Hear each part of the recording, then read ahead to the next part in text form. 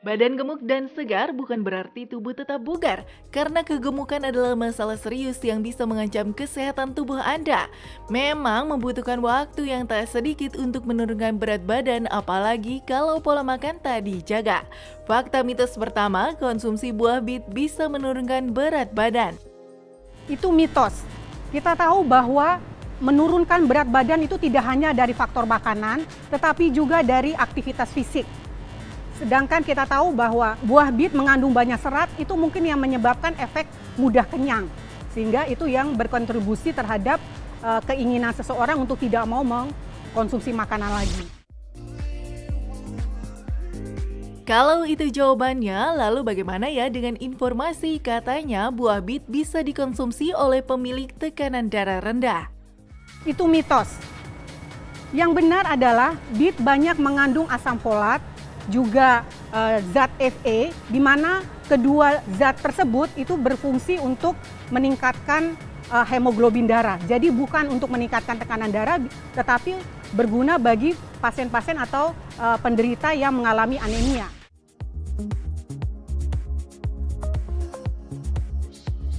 Bayangkan jika di depan Anda disajikan satu potong daging stik lengkap dengan saus yang lezat dan nikmat. Tapi hati-hati juga soal bahaya mengonsumsi daging berlebih ya pemirsa, karena kandungan lemak pada daging terutama daging sapi bisa meningkatkan tekanan darah. Namun benarkah bila buah bit baik untuk menurunkan tekanan darah tinggi? Itu mitos. Kita tahu bahwa tekanan darah tinggi itu banyak berkontribusi terhadap berbagai faktor risiko. Misalnya usia, kemudian gaya hidup, kemudian juga makanan yang kita makan. Dan kita tahu bahwa buah bit tersebut mengandung nitrat. Nitrat itu memang ada penelitian yang menyatakan bahwa dia mampu menurunkan tekanan darah. Tetapi efek yang ditimbulkan oleh bit hanya terbatas pada hewan coba. Jadi belum ada penelitian terhadap manusia atau human. Sering bergadang, makan sembarangan. Awas, intayan penyakit bisa mudah mendatangi Anda loh.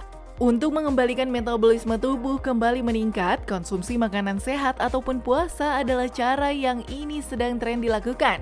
Selain beberapa cara tadi, banyak yang meyakini konsumsi buah bit bisa mengeluarkan racun dalam tubuh. Fakta atau mitos? Itu mitos.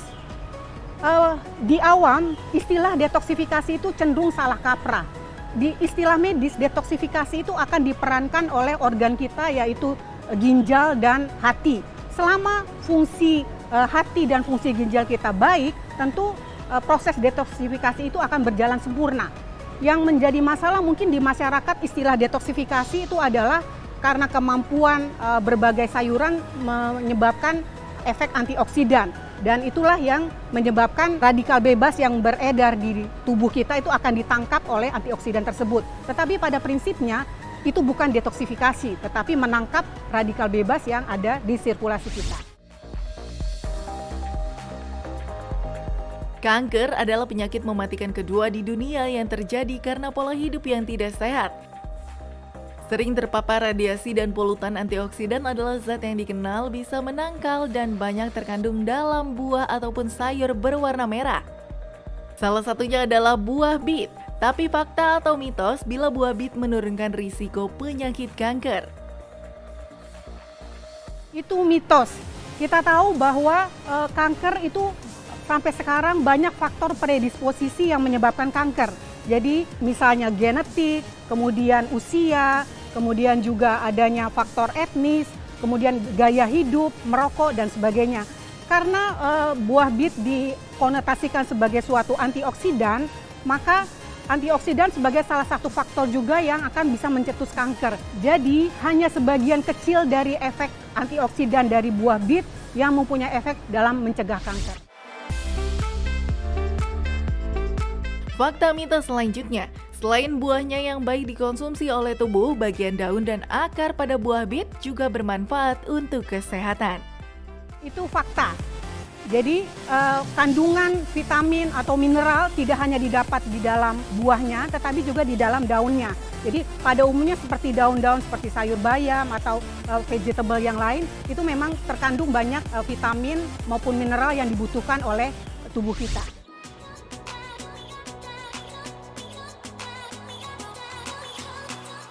Pemirsa, berapa kali Anda buang air besar dalam sehari? Benar, kalau BAB tak lancar bahkan harus minum obat pencahar, sebaiknya Anda waspada karena sembelit bisa menyebabkan tubuh rentan terkena penyakit pencernaan seperti usus buntu. Untuk itu perhatikan jenis makanan yang akan Anda konsumsi setiap hari ya. Usahakan selalu menyertakan sayur dan buah dalam menu harian Anda agar BAB lancar, tubuh terasa segar. Fakta atau mitos jika buah bit termasuk baik dikonsumsi untuk melancarkan BAB? Itu fakta. Kita tahu bahwa bit adalah sejenis sayur-sayuran yang mengandung banyak serat. Dengan banyak serat artinya kita membuat massa tinja itu menjadi lebih banyak sehingga itu memudahkan kita untuk berdefekasi atau buang air besar menjadi lebih lancar.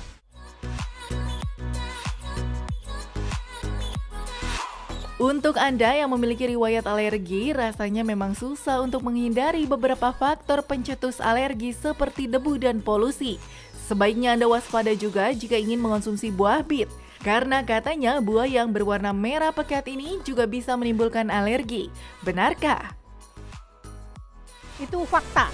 Jadi ada beberapa laporan penelitian, terutama yang menyatakan bahwa orang-orang yang menghirup polen yang berasal dari serbuk buah bit itu menimbulkan reaksi alergi, misalnya gatal-gatal di kulit atau justru menginduksi serangan asma. Tetapi tentunya hanya pada pasien-pasien yang punya riwayat alergi, tidak pada populasi yang umum. Ternyata banyak diantaranya adalah mitos ya pemirsa. Lalu apakah buah bit masih baik dikonsumsi agar manfaat baik buah bit bisa tetap Anda rasakan tanpa meninggalkan efek samping? Simak tipsnya berikut ini. Pemirsa, bila pemirsa ingin mengkonsumsi buah bit, berikut adalah tips-tips yang harus diperhatikan. Yang pertama, bagaimana kita mempersiapkan buah bit. Tentunya kita harus membersihkan buah bit dengan air yang mengalir, dengan air yang bersih tentunya.